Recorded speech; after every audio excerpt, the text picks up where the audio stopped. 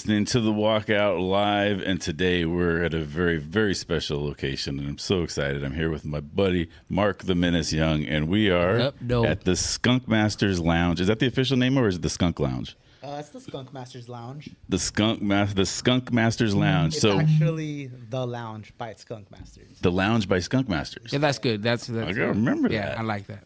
And today we have some really special guests. I'm really excited to get these guys on the show. It's been a while. We've been trying. I love these dudes. It's been a while. Sitting with us right now, to my right, Turtle Estrada. And then right over on his right, Mikey Reyes, Malicious. Mr. Malicious and Turtle. Hey, awesome. The Malicious one and the Menace, all at the same table. Yes, we are, man. That's awesome. What a great room this is. So how long has the lounge been open here over here at Skunk Masters? I want to say it's been open for, what, how many, like 6 months now? A little less than 6 months. So it's been open for, it's pretty recent, that it opened up. Right. The whole cannabis lounge thing's kind of a new concept. But they're just starting to kind of pop up. And this is a really nice, nice. Yeah, they're starting to pop up over here. We got what's referenced to as the Green Mile here in Port Hueneme. Yeah, Channel Islands Boulevard, referenced to as the Green Mile because right from the start, right over here, Channel Islands Boulevard and Ventura Road, from right there heading westbound towards the beach, you got dispensaries all down this. Right. Not all of them have a lounge. A couple of them do. But yeah, that's one of the things that took a little bit for this lounge to open up. Yeah, you guys look around, you guys see everything in here. Yeah. It's super nice. It's clean. It took a lot of work to put this together for them. But shout out to Skunk Masters for making it happen. It's super nice in here. Oh yeah, I noticed. As soon as you come in, it's super spacious. There's two sides to it, and that makes it like even more. There's so much stuff you can do in here.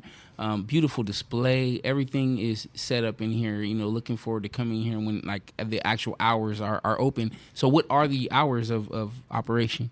Right now, the hours of operation are going to be Monday through Thursday. They open at 5 p.m. and they stay open till about 10 o'clock. Okay. They do last call at 9 p.m. and then, run it down from there. Right.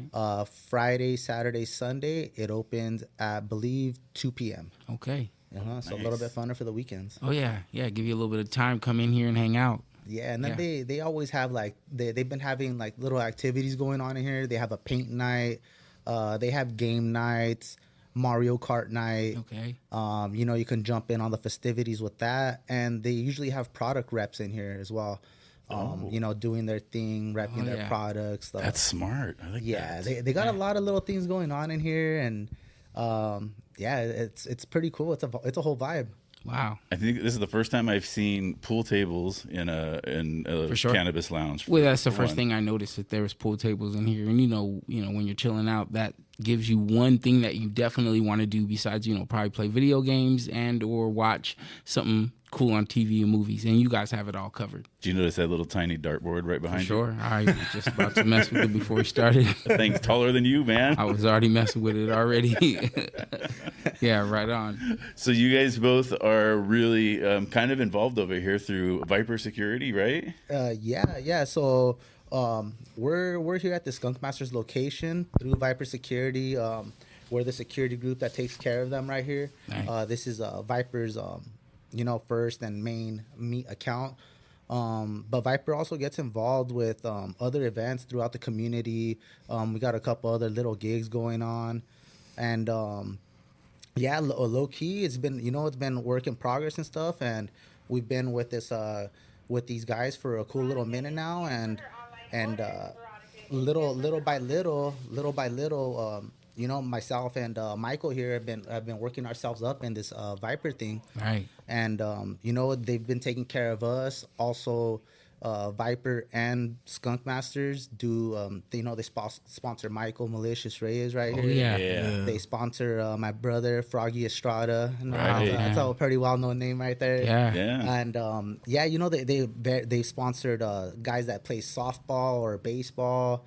They do a lot of sponsoring here in the community, and that's what's kind of helped my bond grow with them. Oh, for sure. And, going right off of that, when we get these big events put together and, I need maybe like 60 people, 70 people up there, my favorite guys to go to is, I remember when I was wrestling in college, I remember Meathead Movers. Oh yeah. Oh yeah. Yeah, right. you guys remember that? All the football players would be out there.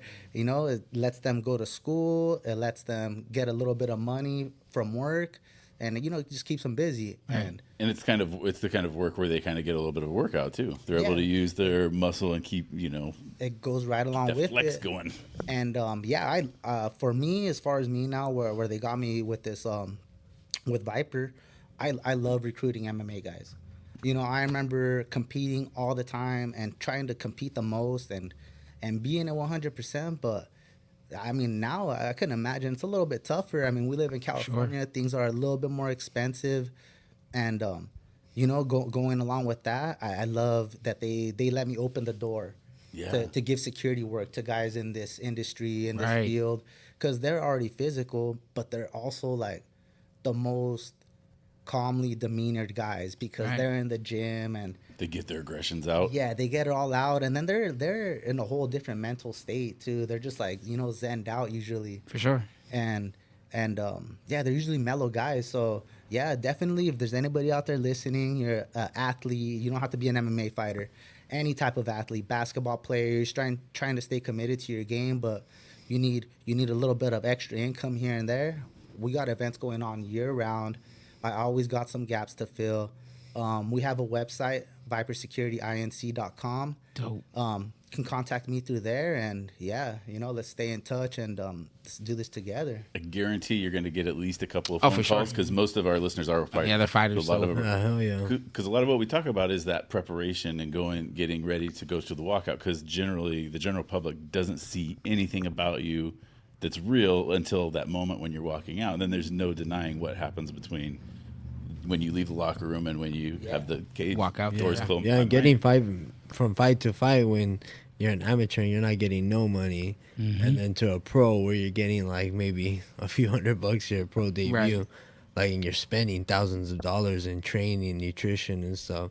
You want to get some work, you know, and you know, to what Turtle's saying, you know, athletes are different than, you know, most people. Not to say that people can't train themselves, but to have a discipline in like a sport, to aspire to put yourself out there in front of a crowd, and you know, regardless of the sport that you're playing, and to able to follow through and to commit and deliver is you know, so a trait that athletes have, and it's good to have those type of people in security like situations, you know, especially when you're talking big crowds, big events, and how tensions are nowadays. Like, you want somebody to be able to confront, you know, people that are, you know, doing wrong or you know, that just need to be confronted.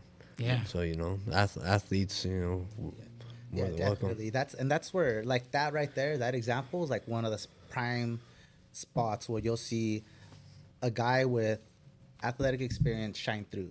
For sure. You know, you're in an event. There's like 500 people around you, and you got this guy being belligerent, and everybody looks at you to be the guy to go tell him something. You know, that's a big make or break. Some guys will just shake and stand in place and not move. Right. Whereas when the spotlight hits, you have a guy, you know, used to being in the spotlight. Right. He'll come through and he'll shine out. He'll oh, you know what? That's what you need me to do? All right, I'll go talk to this guy right now. Yeah. And they don't crack or wither or get too anxious underneath all those eyes on them. No kinks in the armor. When you have men that come from mixed martial arts, which gives you like confidence, it gives you the ability to communicate, gives you the ability to like diffuse situations, or we can turn it up. You know, it's whatever you want to do. But I think that you guys are right when you have a security detail where most of the dudes on detail are fighters. They still fight now. You guys are still active fighters, active training, so it makes it even that much better when you're out there. You guys can diffuse a situation quickly with one man, or it can be three of them. It could be like, hey, bro, chill out. You know, let's just keep this real cool, copacetic. You guys have a good time. Or if it's going to get rowdy, I'm sure that if there was 2 or 3 dudes and it's you two, they're gonna have a bad day, no matter how they look at it. It's because they're not trained enough to even move quickly, think quickly enough to deal with what you guys can deliver. So I think that's really cool for any other fighters out there who hear, what Turtle's telling you, what Mike's telling you. They're saying that, they're looking for guys who are fighters who have that same mentality they do, so that you can come beyond a good detail. The discipline and problem-solving skills, for sure. like, that's a big part of it. And For a lot sure. of people freeze when you get put in those positions. You can see it even when you're there and you're not working an event and you see stuff start to get crazy. There's people that want to help. There's people that want to pile on. And then there's people who just completely freeze. And sometimes you don't really know who those people are until they're facing a situation. For sure. The fighters have faced the situation. Yeah. And then, aside from even confrontational issues like that, fighters are in the gym, Right. Sparring's going on, things are going to happen, there's going to be a bloody nose, somebody might get dropped, Right. somebody might pop an ankle, something like that. And everybody, because it's in the gym and environment, they're used to, like, right, you don't really see any hiccups like, oh, hey, let's get him. Let's pick his legs up, wake him up. Right. Let's get an ice pack. Pull him off to the side. Let's get an ice pack on there. Let's get you wrapped up. Right. Same reactions happen when we're out in these events. Dude sees somebody not go down, runs over, jumps on the radio. Hey, Turt, I got somebody over here. They went down. I'm gonna try to figure out what's going on. I don't know if it's heat or they're feeling faint. I'll get you more details right now. Send a crew my way. I'm in this zone by this booth. Okay, cool. So then I jump on my line, get paramedics, start heading out there as the details come in. Right. And that's the difference between, freezing, flight or flight. Flight. Yeah. And a lot of times it is the difference between life and death too. And to them, to the fighter, it's usually like, or any athlete, it's usually no thing, They've experienced this out there in competition. Teammate goes down, cramping, hey, coach.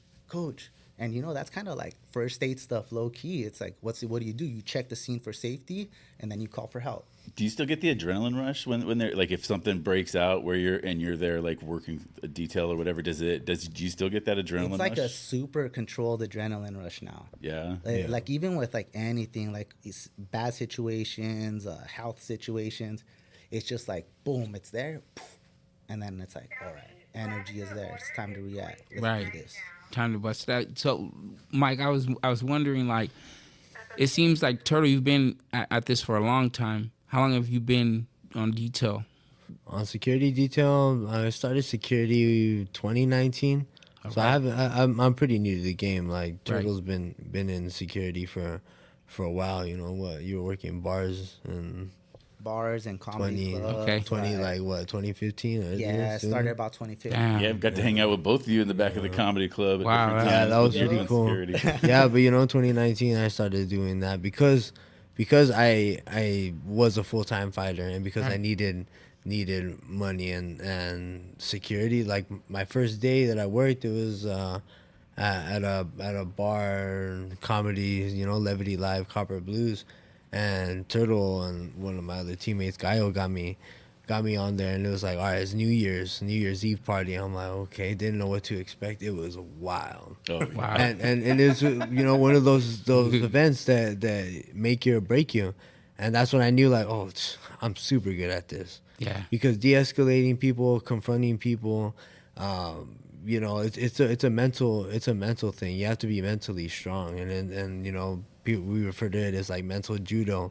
It's like you're fighting as a puzzle. It's like a puzzle. Like like you gotta be able to calm somebody down and see their point and speak to them while the confrontation's like happening. And a lot of people freeze or they can't people have arguments. Even me, like I'll have discussions or debates, and then at the end I'm like, oh, I should have said this, I should have said that, but in the moment it just didn't come to me as quick as I wanted to access it. And so that type of stuff you can't hesitate. That's because it's that fight or flight mode. And that night, like I really learned, like how to like go hands on and kick people out, because that the bar setting is crazy. Like I've been here for almost 3 years, and it's and stoners and drunks are two totally different people. two totally different beasts, you know. Yeah. I've seen the copper side get crazy in the past. I was gonna say when you brought up comedy that usually comedy's pretty safe, but then when you said comedy New Year's Eve, that's like taking all the rules out. Yeah. Like that's, you know what I mean? That's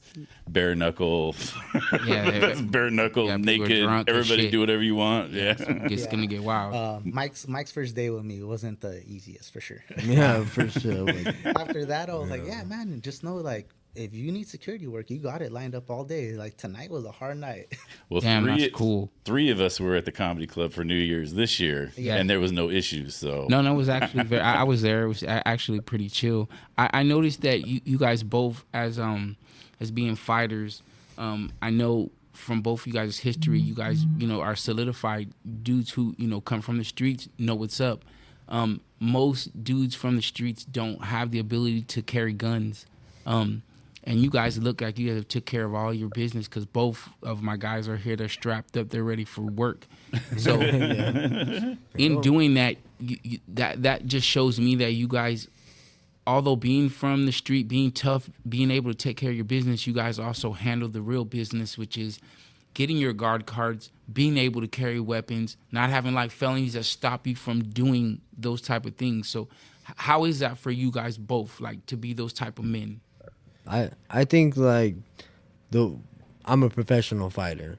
So I think that should be reflected on everything I do. Right. I do everything at a professional level. I'm sure Turtle feels the same way. Right. Like the way you carry yourself in one aspect, you should carry across all others. So I think like that discipline, it's not easy, like, right. or it's not like, I mean, it's common sense once you learn, but it's like step by step to get your guard card, to take the courses for your firearms permit, to wait those times, and to be patient, and then to finally get it, and have to know be aware of the rules, and like stuff like that. Like it takes discipline, it takes focus, it takes studying, it takes repetitions. Like I said, you confronting people. Things are different when you have a firearm on you. Right.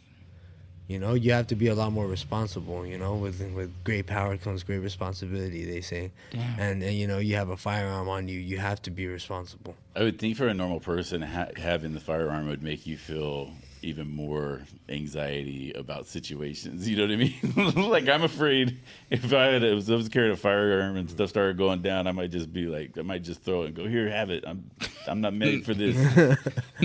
Well, I think that's where, like he said, it takes a lot of like discipline. Yeah. Skill, a lot of those things. So I taught all my children how because I've been good with fire. I've had my license since I was like 18 years old. First got a shotgun, got 21, got handguns. So now all the way up, I know a lot about it. So that helps me teach my children. So I made them all go through firearm training when they hit like 10, 11 years old. And then now my son, he's 10. So now it's like he's the next step. He's the one I've been training. So it is important. Why? Because, you got firearm safety first and foremost. Yeah. You would rather somebody else teach your child or somebody else on the street about a weapon, and then it be the wrong way. You could teach them at home the right way. Or worse, they get a hold of it without anybody teaching them anything about it. Yeah, they really see it in movies. Like they're gonna be interested in them. For sure. And if you're not answering their questions, they're gonna find somebody that does.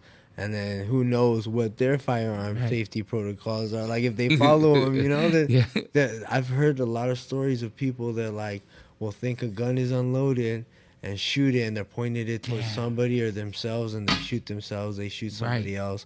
And you gotta be responsible for that. And teaching your kids is important. I have 2 infants right now, and I'm like, I want them to learn about weapons, because you don't want to ever have to use a gun in self-defense and to defend your life, but you rather be you don't want to be on the business end of the gun. Yes, you do. And the world's changing a lot, and there's a lot of bad guys with guns. That's the real truth. Sure. Yeah, the bad guys don't follow the rules, man. Right. They're not. That's the craziest thing. They don't follow the rules, and they got them. But yeah, to what you were saying, Mark. Definitely. Like, how does it feel like to be these guys? I just feel like, shout out to my parents. I feel like they raised me right. Like, you know, just being like, honestly, I never thought about like the whole guns thing, nothing. Right. And then that's when I got into security work, and you know, that's when it was like, oh well, you know, the next level up is you get your guard card or you get a CCW and stuff. Right. And I'm like, oh, can I buy one? Yeah, right. That was my first thing. I grew up like traditional Mexican household. There was just like my grandpa just had a shotgun and a like a 30-06 ready to go. One was for the doves, the other one was for the cows and the pigs. Dang. That was it. That's real. That's all I knew about it. It was just like, all right, these are for hunting. And then of course, then, you know, like you said, we grew up in the hood a little bit, you know, right. Had to experience little things out there, and then that was the next conception, you know, of that stuff was when I'm in middle school, I just thought like it was a thing for gangbangers. There's no reason for me to have one. I'm not a gangbanger. Right. My parents kept me out of that stuff. It was always school and sports. So then, you know, I was like, man, that's what how I perceived it. Mm-hmm. And then, you know, I get older, and then it's like get into security, and they're like, oh yeah, you just go sign up, get one. You don't have anything like on your record, right? I'm like, no. Right. They're like, yeah, bro, you can go buy one and then get into these industries. So I went, did the paperwork and stuff. I actually got taken. One of my friends took me, and then they would take me to the range. Shout out and rest in peace, Sifu Refugio. Okay. He was over here at Shooter's Paradise, and he kind of helped me out a lot, like kind of getting my aim down and stuff. Because when you qualify, you got to be able to shoot. Right. So yeah, he helped me out with that stuff, and then next thing you know, I got the ball rolling and got it going. But wow. That's the biggest thing is I feel like a lot of it, like being this guy, being able to form myself to this guy. Right. That's shout out to my parents for the way they raised me. Right. I like that. That's cool. And I think it's awesome that you open the doors for your brothers to come in. Like, you know, come in the door. Yeah. You know, Mikey, he's able to work and provide for his family outside of the ring, outside of the cage. And, you know, that's a great feat, man, because not everybody does that. That bounces to another thing that I wanted to talk to you guys about in this city that we live in, which is Oxnard, California, Ventura County. To be two really good fighters, great fighters who come from this area, it's like a lot of adversity. Trying to, you know, it's not a lot of people work together to make things happen. So I think that's it's a big deal that you opened up so you can help your brothers and help other fighters. Yeah. It just doesn't happen here a lot. And what do you guys think about that? Because we all I was born and raised here just like you guys. What do you think about that? I mean, I've seen what different communities do with their fighters. Right. And it's not to the scale that I see here. This is the way I'm going to put it simple. Right. Frog and Turtle are out of Fillmore, you know, which is you know, a city down the way. And bro, the first time I fought alongside one of them, half the crowd was Fillmore. Yeah. And you know, like the communities behind them, the community supports them. Both have supported both of them, and we'll always support them. I mean, what, you guys are in the Hall of Fame? I went with them a couple years ago to the Hall of Fame inductions for the city and stuff because they did great things.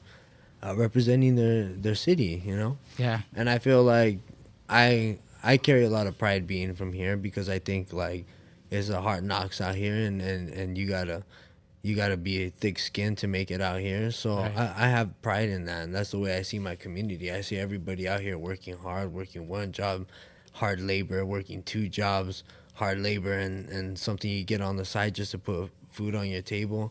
Right. And you know, I appreciate that, and you know, I'm down with that, and you know, I love to represent that. So you know, when I fight and they announce you know, I'm from Oxnard, California, I carry a lot of pride. Right. But when other people, I feel like that doesn't get across to everybody, yep. or you know, that pride is reflected from me to my city, but not from my city to me. So, you know, you said that really well. Yeah, it's just for me, it is a little different out here. Like to what Michael mentioned, you know, it's I grew up in Fillmore. Yeah, shout out Fillmore straight up because that's where my Yeah. daughter's from. So Fillmore is a good place. Yeah, man, I love Fillmore. I love Fillmore, you know. And yeah, shout out to the community. Shout out Big Joe Woods over there. Yeah, man, we grew up right there. We knew where we grew up, and I remember being kids with my brother, and we kind of set out on a mission. We're like, we're gonna try to do it bigger than even people think we could do it out here. Wow. Like, I don't know why. I got some crazy idea in my head, and I was like, we're gonna go big. Watch, we're gonna do it a little bit bigger, and then hopefully whoever comes up after us does it bigger. Yeah. And that's always been my thought process, my belief. That's you know, kind of like, how our mentality's always been. There's room for everybody at the table. Everybody can eat. So Yeah, kind there's- of look out for each other. there's And kind plenty of. to go around. That's Yeah, there's exactly enough. correct. There's Yeah, enough. you know, there's enough. I think with you having Fillmore have your back, that in it being a small community, a very powerful community, because I lived in Fillmore for a little while with when I first had my daughter, and everyone knows everyone in that area. Yo, house squad, it's tribe right there. They right? know everybody. Like when I first got there, they knew that I was basically like the second black guy in the city. It wasn't a bad. It wasn't a bad thing. It was just like There was a text from city council. it was. Hey, just so you Everyone guys knew, know. so I could go to the market. I could go around, and it wasn't like everybody was gonna look at me crazy. It's because my wife at the time, she was Spanish. Of course, she was like, yeah, everybody knows who you are. They know what house you came from. They know. That's why nobody's looking at you like you're crazy, because they already know that where you come from. That is a small community, and my daughter still lives there. She goes to school at Fillmore High. So, and I'm happy for that, because in that, since she was 2 years old, everybody at IHOP to Yanni's to wherever, if she walks in, they're like, "Oh, hi, Maya." Yo, That's you're speaking Fillmore. my language right there, man. I mean, I can take it back to high school. Right. Talk about every Friday football game Fridays. Me and the guys, we're pulling up to IHOP. Right. We're there early in the morning before school, and they already know. Oh, you guys got a big game today, huh? Extra pancakes for your table. Yeah. So, Right on. man, we would be right there, get the whole table. A couple of us grub down, and then out to school. It's Wow. almost like how you see with Texas football, because in Texas they treat high school football like big deal. the way they treat an NFL player in a lot of the cities. It's a big leagues for But them. yeah, that's really cool. Yeah. I wanted to mention something too. You talked about how Fillmore will travel. I went to one of the Combate promotions that was way the hell out there, like in a desert. And Mikey fought that night. Yeah, Redlands. Froggy fought Yeah, that. Redlands. Yeah, I read that. Dude, how many people from Fillmore showed up that night? That was half the crowd. 1/3 the city.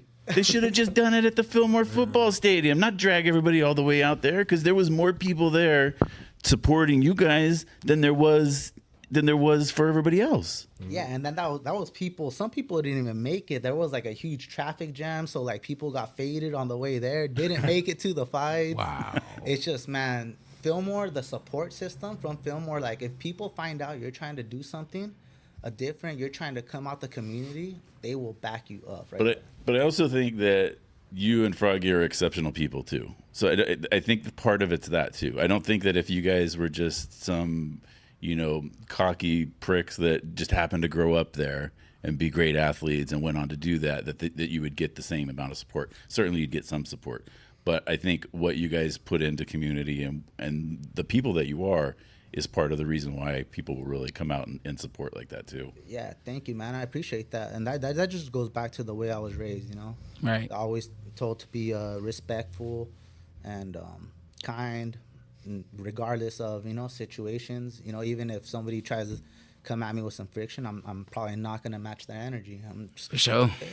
Yeah. I'm calm. You could even ask Mark, man. I might be fat, out of shape, and not fighting nobody, but what do you call it? I identify as West Coast MMA. Right. That's the team right there, man. Yep. Those Real fellas, talk. man. It's so funny, man. Like the Spar Star events that I worked, which Spar Star is actually where I first met Mark too. By the way, I did the commentary Yeah, that's my with first Widows fight there. on his fight, and I was like, oh, there's a dude from Oxnard. I don't even know. You were fighting out of Oxnard at the time. Yeah, well, because, I got a late start. My brother at the time, they were already, they're in Texas. That's where my brother and a lot of my family are right now. So they're getting, they're out there. Shout out to 4 Ounce. That's where, a lot of my brother and his teammates, which are like my sister gym when I'm there. That's Daniel Pitt Pineda. That's, the Black Beast. And, they have a lot of dudes out there. So I was lucky at the time when I went there to, I was barely in my mid 30s.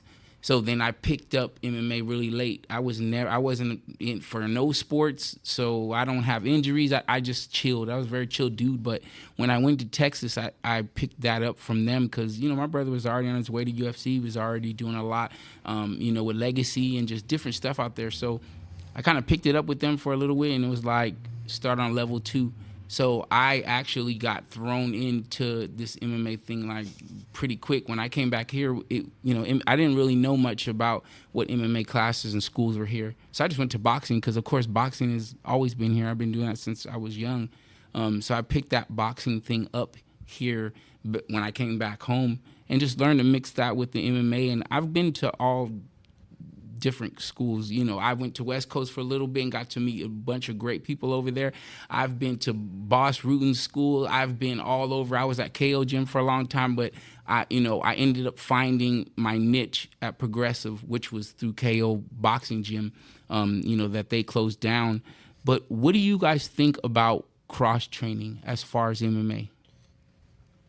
Cross training, like going to other gyms and stuff. Yeah, like getting what you need. The reason I ask you guys this is because it's like the biggest thing I go around finding at different gyms. Like some gyms, they think it's a good thing that they do, and then there's other gyms who shun it.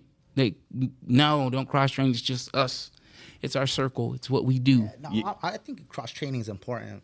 Cross training is important. You got to have like a good. Not only do you get good experience out of it, right? But like, it's just then having that like rapport, like it's right. kind of it's beneficial for your gym and the industry, right. Especially like as far as that goes, because then you get like people dropping in. It's kind of like a chill vibe. Do you want to let everybody in and cross train? Probably not. Like, what's that guy in the UFC right now, Ian Gary? If he comes through, or him and his wife and her husband and his girlfriend. Nah, you're good, bro. There's another guy down the street. They got luchadores next door.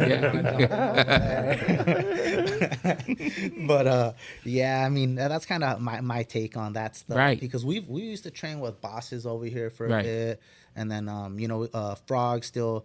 He still keeps the connection open with he goes down in San Diego often. That's where we get that extra high level over there. So when I go to Texas, that's what I get my high level. Mike, what do you think about as far as that situation with cross training?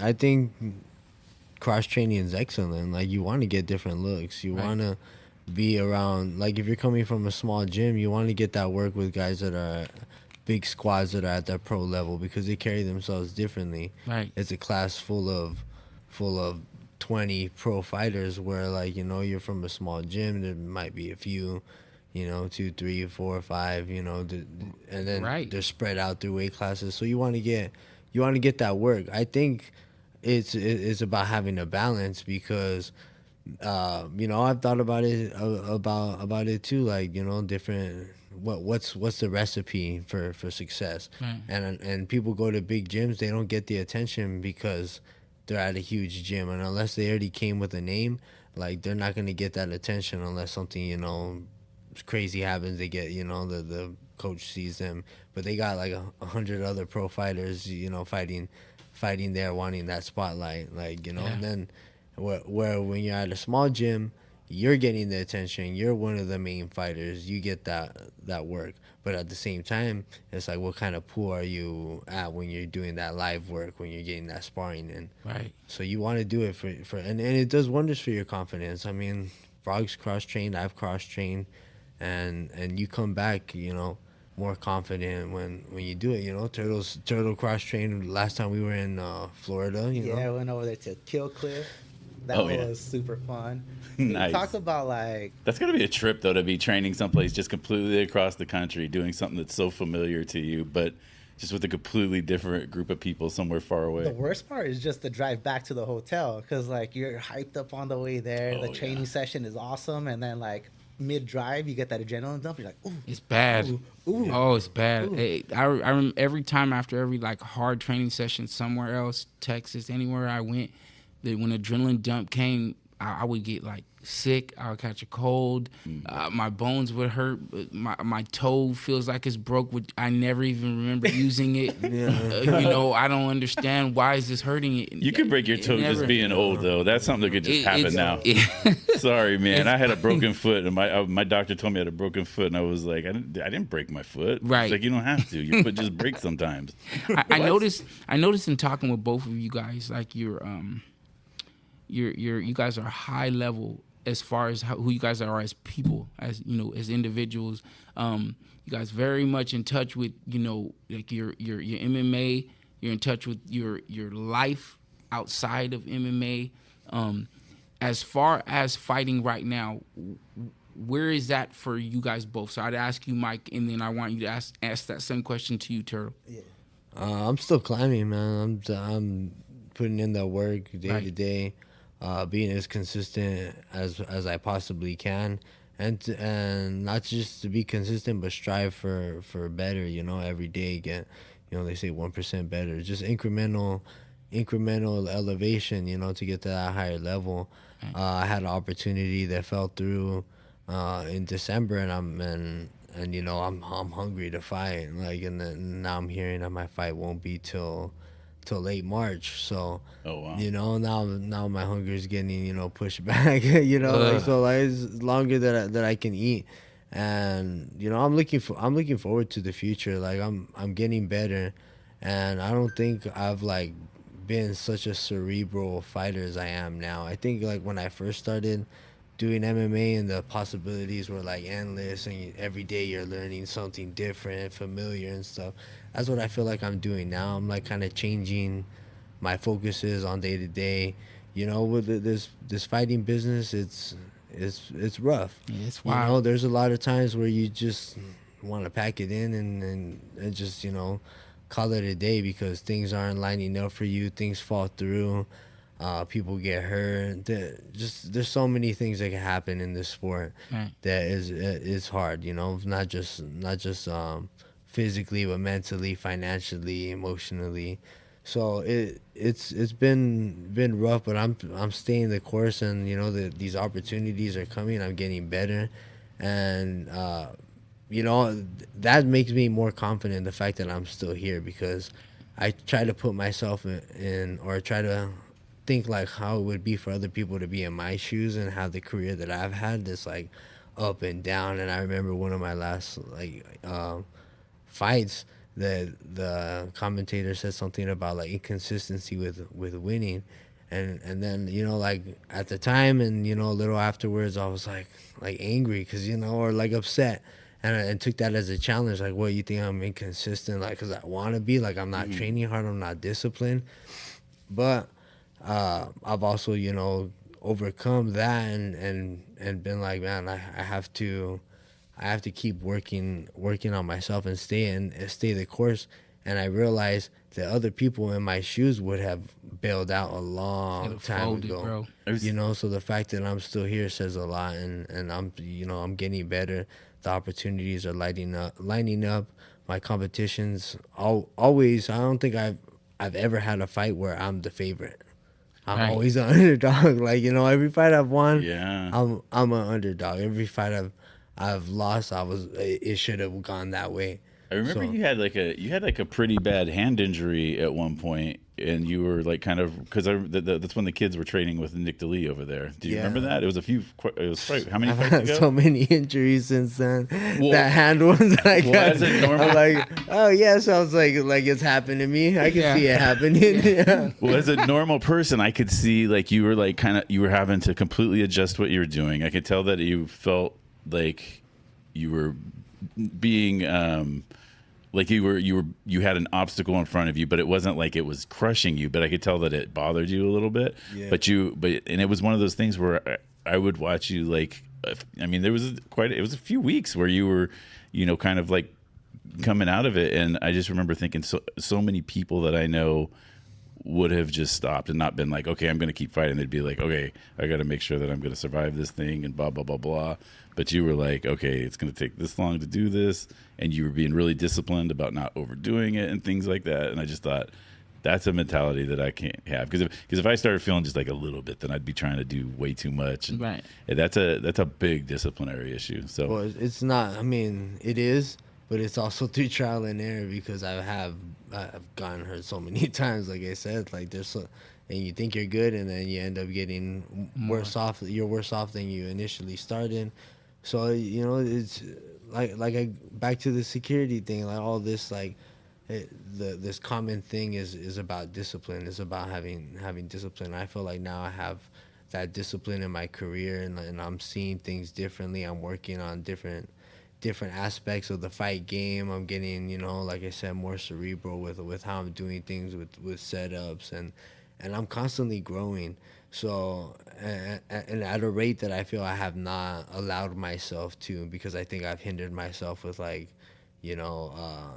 self-doubt and right. stuff. And right now, like I said, that I look at all the adversity not as where I would look at it as like reasons why I'm not gonna succeed, and now I'm using them to like, oh, this is the reason why I can't fail, because I've overcome this, I've overcome that. So like, just that mentality, and it's reflected on every aspect of life. People make it because they don't doubt for a second. Some people, like, regardless of their life circumstances, there's people that freaking live in their cars, and then they make it, and then they're in luxury cars, So like, that's where I would sum up, like where I am in my career right now.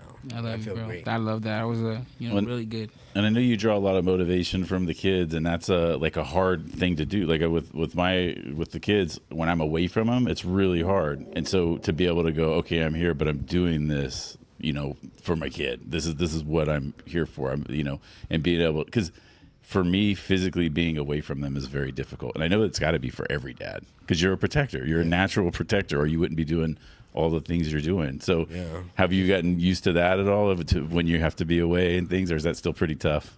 I mean, I got great people around me to keep an eye on my family, but, I have great connections. But at the same time, I'm leaving my family, and it's expensive to live out here in California. So I don't live in like the greatest. I'm an up and coming fighter. I don't live in the greatest area, so like I'm weary of that, and I have to be aware of that and cautious of that, and not shy away from that fact. So that does weigh on my head, my children's safety, my lady's safety when I'm away. But like you said, like, I'm doing it for them. I'm right.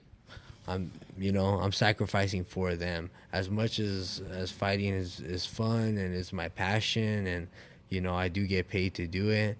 Like, that money is going to them. I'm investing it in our family. So they're not gonna understand that for a long time. They're gonna see dad's not there, and I'm gonna explain to them why, and they're not gonna fully understand, but eventually they're gonna see that I'm sacrificing, and it is hard, being a father. Now I'm realizing like all the responsibilities I didn't have before. Like, I was able to do this and that when I wanted, and now I'm like tied down. Don't get no ideas, sir. Warning. Yeah. So it's difficult. I'm not to say that it's not rewarding, because it's like the most rewarding feeling in the world to father children, to have children.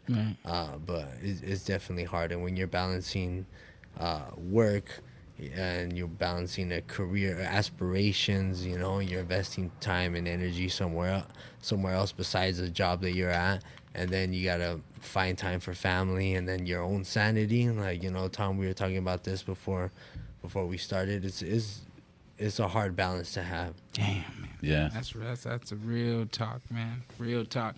Now, how is it for you, Turtle? For me, as far as like the whole MMA thing, I'm still, part of the community, part of the gym. Right.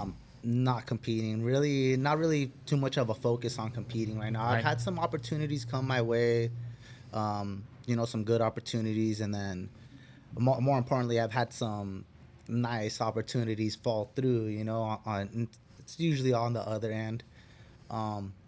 So that kind of broke my heart a little bit, but I mean, once I saw like kind of like me continuing to contribute at the gym and contribute to the guys, like I don't mind it, Right. Definitely want to stay active in the jiu-jitsu scene. Mm-hmm. I love jiu-jitsu, man. I love it. I still want to go do an ADCC, but I'm on the sideline right now. I just like completely popped my ACL off like 3.5 months ago, but like I don't know, I've been like okay. I got some good therapy going, recovered pretty good. Like I was only on crutches for like 10 days, I think. Wow. And he's a beast. Yeah, then when I went into like therapy, and then when I went in for my reviews and stuff, they're like, well, we thought you were gonna need surgery, Mr. Estrada. Like you're a freak of nature. Wow, bro. Yeah, like I take care of myself. Yeah, I take care of myself. And that's what comes with like the trials and errors of the MMA world. Right. So much stuff going on there. That's where, like he says, you learn about injuries, about taking care of yourself, learn about nutrition, learn about strength and conditioning. Right. So I kind of just applied all that, and out here walking around just fine. I'm in the gym. Right, I'm keeping it easy. I don't want to do anything too crazy. Nope. I don't want to go too hard on it or anything like that. But for right now, just keeping it mellow and going through the recovery process and see when I can get back into, at least go do a competition for jiu-jitsu. Yeah. But for MMA, I'm kind of just backed off on it, and just trying to help out the guys. Make sure. I rather like you. It's a reoccurring thing with me. I'm always trying to make sure the squad eats. That's dope, bro. And you have like a coaching gene too. There's you present as kind of as a coaching, like an advisory type. Yeah, and like I mean, it's kind of like that's kind of what I picked up on in myself, and kind of focusing more on work. I was like, man, if I can continue to develop myself, and then now I'm right there where I wanted to be. So I gotta go back to my task board and like what's my next level up, because now I'm in a position where I can help guys that were in my position out, so that way they don't get stuck in those ruts. They don't lose time as they're coming up the ladder.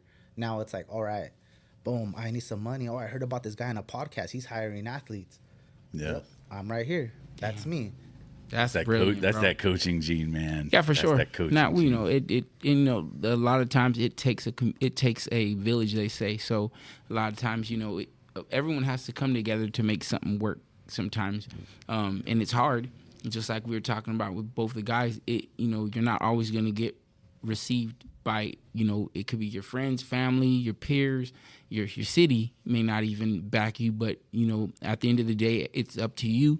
And you just keep pushing, you just keep pushing and doing what you're doing. Just keep your motion, and in the end, you'll get, you'll feel satisfied if you did everything that you wanted to do in this life that you're in. No matter what knocks you down, and like visiting both of you guys is like fight histories and just going through a lot of stuff, because I wanted this interview today to be like not just willy-nilly, just asking you guys whatever. No, I feel like today, this conversation, you guys got a lot of like important information for people in general. Fighters, yes, a lot of knowledge for them, but just about how people should conduct themselves in this world that we're in. You guys both touched on that a lot, and hopefully our listeners get that from two men, who are well enough fighters who can kick the shit out of you, but at the same time, it looks like you would get more knowledge from them than you'd get ass kicking. Yeah. And we also only scratched the surface, so hopefully we'll be back here next week talking to him more. Sure. Definitely. Yeah. Up for it. Believe it or not, we've been talking for almost an hour already. That's You good. can believe that. Yeah, that's good stuff, brother. Good stuff. So I wanted to ask you about the, did you see the big boxing announcement with Jorge Masvidal? He's going to take on Mr. Diaz. What do you think about that? Man, you know what, man? I got love for both those guys. At the end of the day, Masvidal's boxing is different from the Diaz brothers. Diaz brothers have a dirty boxing style. It's a funky style. So at the end of the day, now that I know a lot about the politics of fights, I see it all the time. It's a cash grab for them both. I doubt that either of them was going to get hurt or even wants to hurt each other. They probably are sitting at the table like, bro, let's get this money.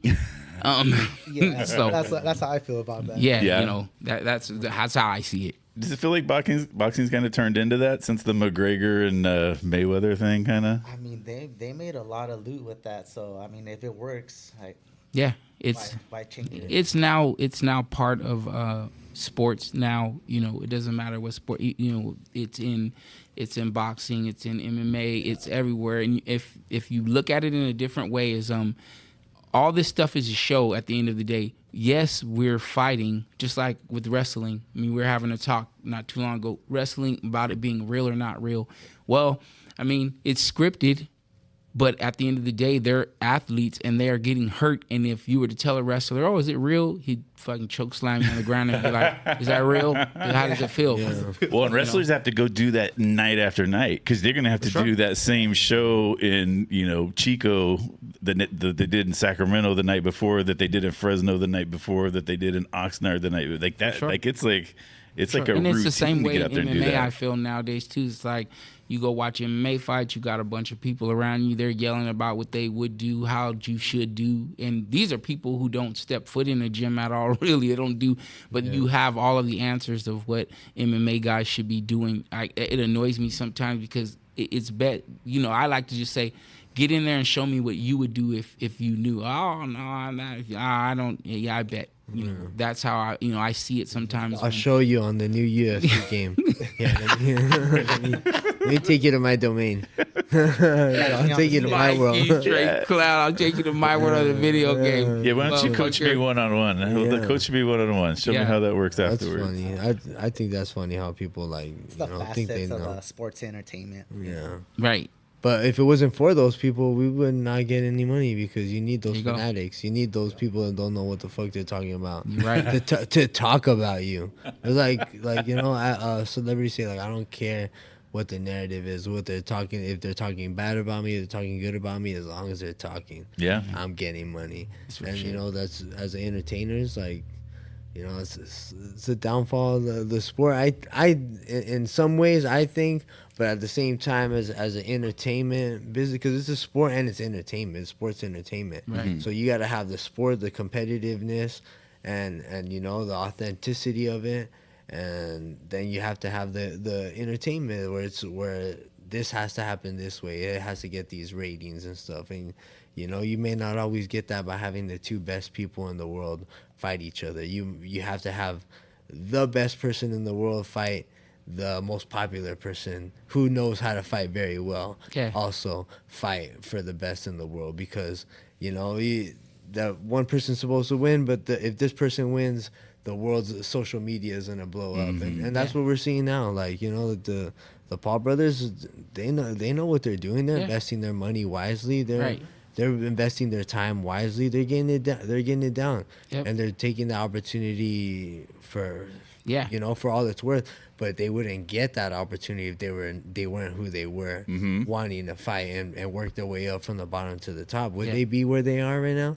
Would they be getting those pay-per-views? Would they even be in fighting for those promotions, or would they be fighting smoker fights? That's crazy. It's opportunity. Yeah, we're in a day and age where people are talking themselves into what they want. My cousin, he does that a lot. My cousin Kevin Holland, my cousin's wild. He'll do a fight. He could lose a fight. He don't give a damn. He's talking the next week. But I feel like he has a really good understanding of the game. Yes. Like he's training.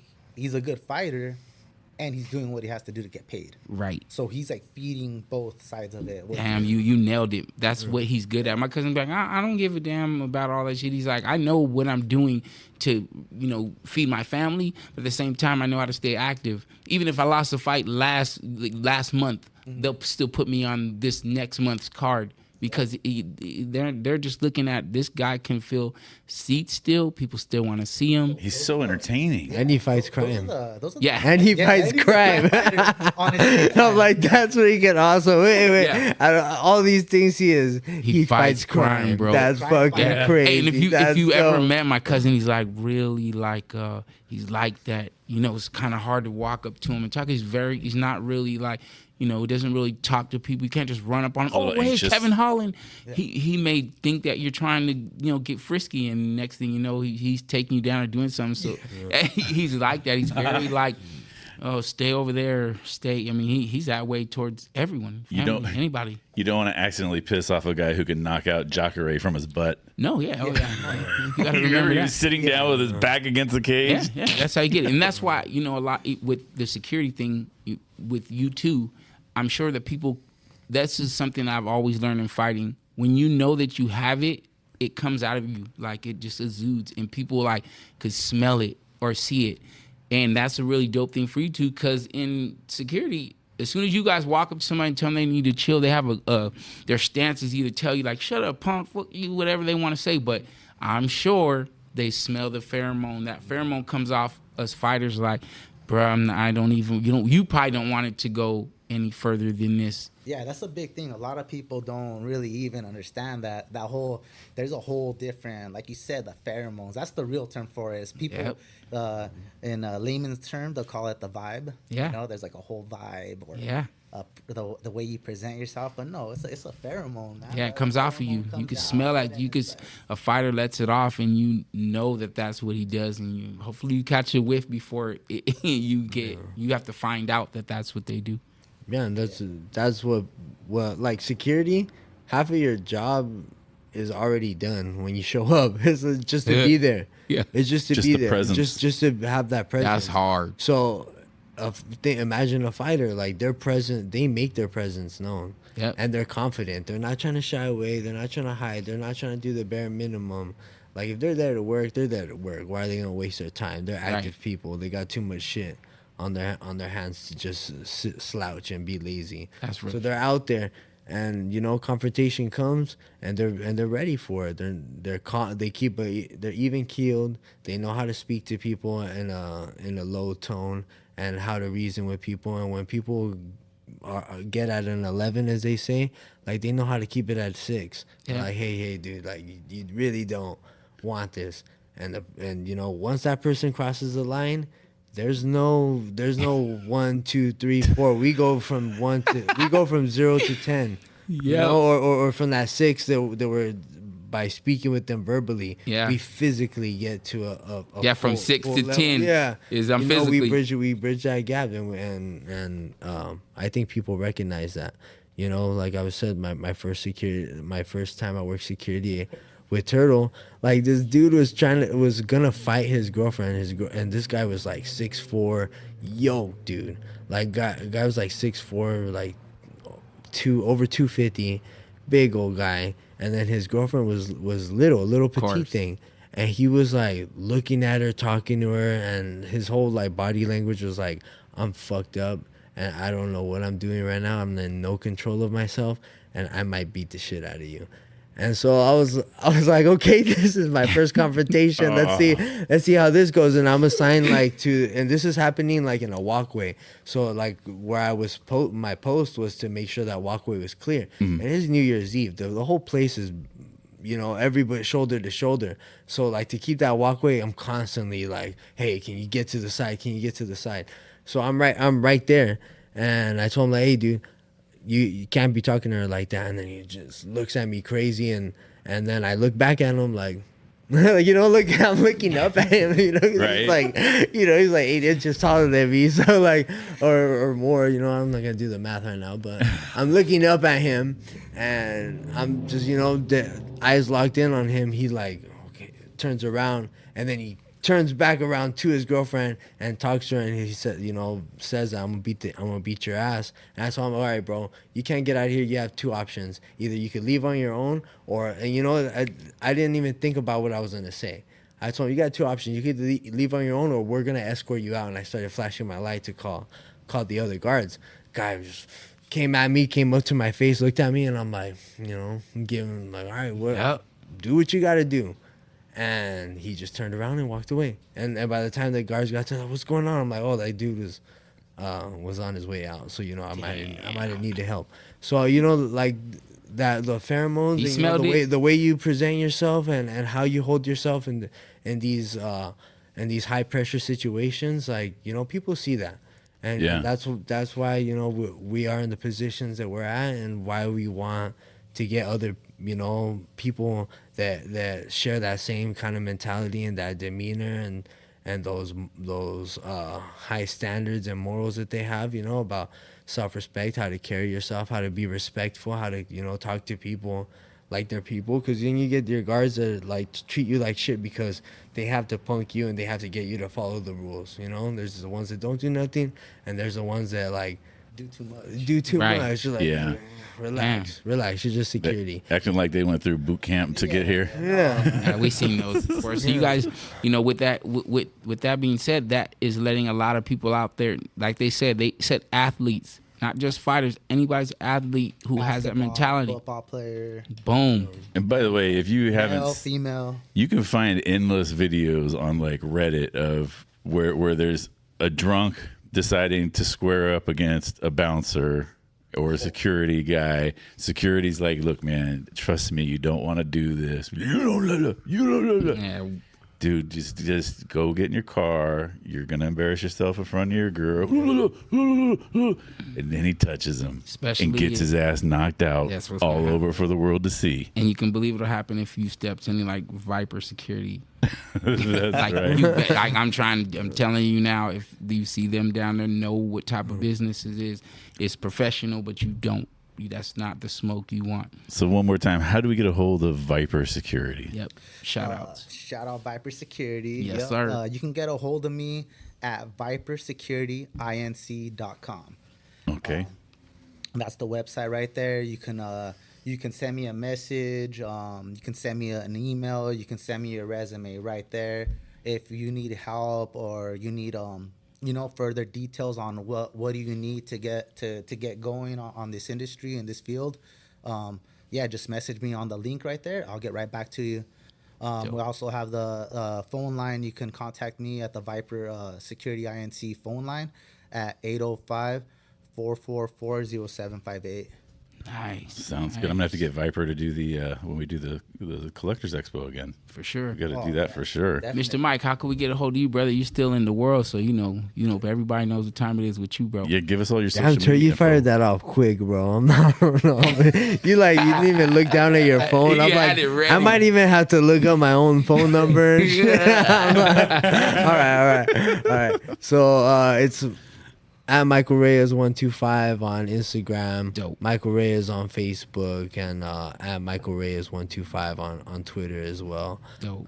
If y'all listening want to catch my fights or know what I'm about, I mean, I got plenty of footage and stuff on YouTube, interviews, fights, and then like I said, I'm continuing my pursuit of greatness, and I'm fighting for a promotion called Combate Global. And my next fight should be around the mid to the end of March. And, big shout out to Combate for continuing to have me fight for their promotion and, the opportunities that they've given me. And, big thanks to the gyms that I train at. They're the reason why I'm here, and what gyms are those, Mike? Shout them out. Yeah, West Coast Academy here in Oxnard, California. Right, and Knuckleheads Boxing and MMA. There you go, baby. So big shout out to them. Big shout outs to all my sponsors, Skunk Masters and Viper being among the top sponsors. Lowell Farms, Lowell Farms, California Tires and Wheels. Lay Right pomade. They've been keeping me geared up with pomade. I don't have my mustache up right now, but when I do, it's because of them. I didn't even notice that. That's so funny. No. And then Vitacon Construction, Magdiel is my point of contact for that, and they've been sponsoring me. So big shout outs to my sponsors. Big shout outs to my lady for that does the nutrition and helps me with all the things that I'm not able to do, especially when I'm in camp. Like, she takes over the workload of the kids. I gotta put that pressure on me. Shout out my lady. I'm gonna do it when I get home. Turtle's like, I didn't hear my name. You one more run. I know. Right. Damn, I did screw you over, huh? I did. I was like, okay, after you're done, Turd, and since you didn't mention your lady, I want to mention my lady. Thank you. I wrote a poem to her. Yeah, I wrote a poem to her. Girl, go check behind the fridge. I left you a surprise. Oh shit, you guys I love it, dude. What about you, Turtle? You got some more social media stuff? Yeah, I'm Turt Powers on Instagram. Can always check me out right there. Dope. I got a lot of my old little fight pictures. I got some videos on there. If you need to see what the Turts got in the bag. Yep. Nice. Also, my brother. That's another guy we got to get on here next time. I love Froggy, dude. Yeah, we got to bring Froggy out. Shout out to that dude right there. He's trying to get something up on the board for to start his fight year. Get his fight year going. He's been busy coaching. Low-key, he's been helping out a lot of the amateurs coming out of West Coast right now. Good. So he was helping me a lot for the fight I was gonna have in December. So he would, big shout out to him for helping, because if he's not training to fight himself, he's there helping somebody get ready.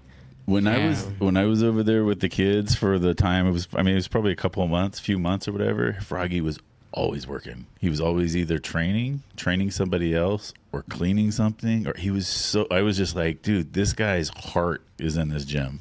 He loves this gym. This gym is his family. He's on beast mode right now. That guy, truth be told, he's on beast mode right now. He's freaking solid. He's good. I think taking that little time off from competing and kind of focusing on things around him, it gave him that little. He elevated himself mentally a little. Yes, that happens. Nice. And I'm proud of him for that. I can't wait to see him fight, honestly. Yeah. But like Mike was saying, I got this one I have to look down for right here. West Coast. Shout out West Coast Jiu-Jitsu. That's the home right there. That's the fam. That's where that's where we grew up. That's where we grew up in the fight game, and that's 2945 Los Olivos. Suite 101. It's in Oxnard, just right there behind Costco. Mm-hmm. Nice, good sized building. Coach B over there. Yup. If you need to call them, the number is 805-604-0944. And man, you've been there. You've seen how it is in there. They got good mat space. They got bag space, a bunch of weights, and it's chill in there. It's a cool good time. A lot of favorite thing, man. I love the people that come in right there. Right. You got like college instructors, you got lawyers, you got military, you got law enforcement, teachers, you just got a little bit of everybody in there, man, and the vibe is always nice. Speaking of law enforcement, shout out to Gaio and his gig out there with Oxnard and all that. So proud of that dude. Yeah, I know. I'm proud of that guy right there. He's out there doing it. Yeah, he is.